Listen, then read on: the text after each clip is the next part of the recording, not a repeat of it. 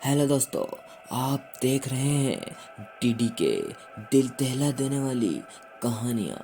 तो चलिए बढ़ते हैं आज की कहानी की ओर।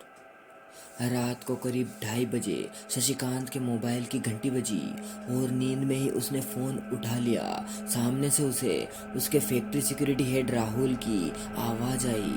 वह काफ़ी डरा हुआ था और सिर्फ 3 ही लफ्ज़ बोल पाया, फैक्ट्री, भूत, आत्मा। उसके बाद एक दर्द भरी चीख के साथ कॉल कट हो गया। शशिकांत की नींद पल भर में ही उड़ गई थी। उसे समझ में नहीं आ रहा था कि अब क्या करे।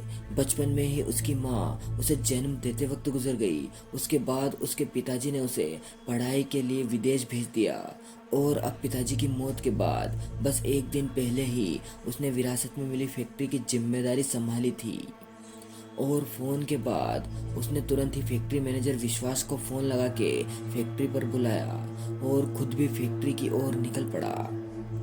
वो दोनों जब फैक्ट्री में पहुंचे तब उन्हें मेन गेट का गार्ड भी नहीं दिखा, पर शशिकांत की आंखें बस राहुल को ही ढूंढ रही थी, जिसकी दर्दनाक चीख उसके दिमाग में अभी भी गूंज रही थी। शशिकांत ने विश्वास को कहा कि तुम पुलिस को कॉल करो और फैक्ट्री के आगे वाले हिस्से को देखो, तब तक मैं गोदाम को चेक करके आता हूँ। जब शशिकांत गोदाम में पहुंचा तब उसने देखा कि वहां पर राहुल जमीन पर पड़ा हुआ था, लेकिन उसकी सांसें अभी भी चल रही थी, पर शरीर से कोई हलचल नहीं कर पा रहा था, मानो उसे कोई भयानक चीज देख ली हो। उसी वक्त शशिकांत ने एक और दर्द भरी चीख सुनी, जिससे उसका कलेजा कांप उठा।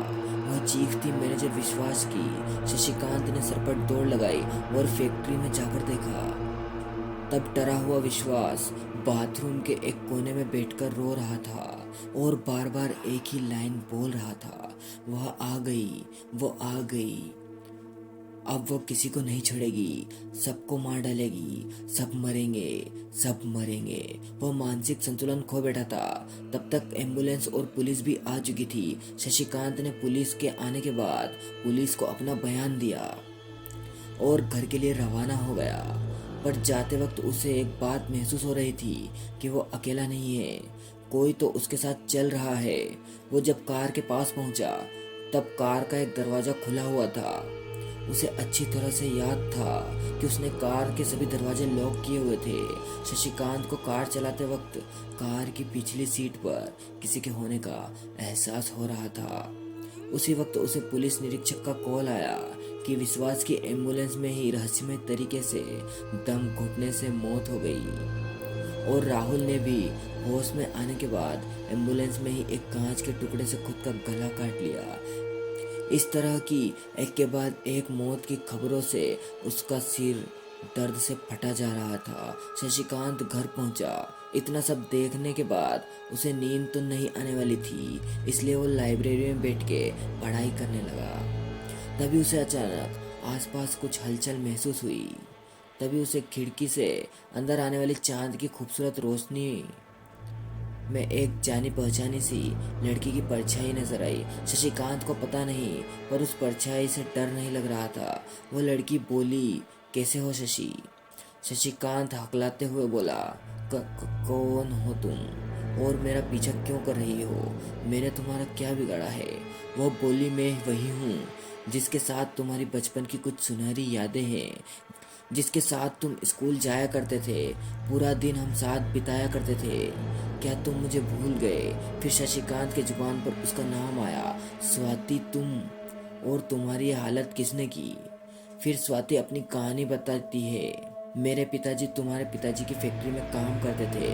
एक दिन वो देर रात को पूरा हिसाब किताब निपटा कर घर के लिए निकल रहे थे, पर जाने से पहले आखिरी बार फैक्ट्री के एक चक्कर लगाने के लिए गए।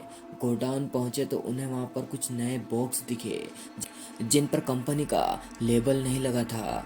उन्होंने वह खोल के देखा तो उसमें अफीम और नशीले पदार्थ थे। किसी की आवाज़ सुनकर वो वहीं पर छिप गए तो वहाँ तुम्हारे पापा और कंपनी के डायरेक्टर आए। तब मेरे पिताजी को पता चला कि कंपनी में ड्रग्स का काला कारोबार होता है। उन्होंने पिताजी को उस रात पर पकड़ लिया और मार कर कंपनी के पीछे गोदाम में ही दफना दिया। मरने से पहले मेरे पापा ने सारी बात मुझे फ़ोन पर बता दी थी।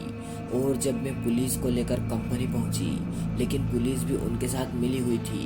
उन्होंने मेरी इज्जत के साथ खेलकर मुझे भी उसी ज़मीन में दफना दिया जहां पर मेरे पापा को दफनाया था। और आज मैंने और मेरे पिताजी ने सबको ख़त्म करके अपना बदला पूरा कर लिया है। पर हमारी आत्मा को मुक्ति नहीं मिल सकती, क्योंकि मेरे 6 साल का छोटा भाई विशाल का इस दुनिया में अब कोई नहीं है।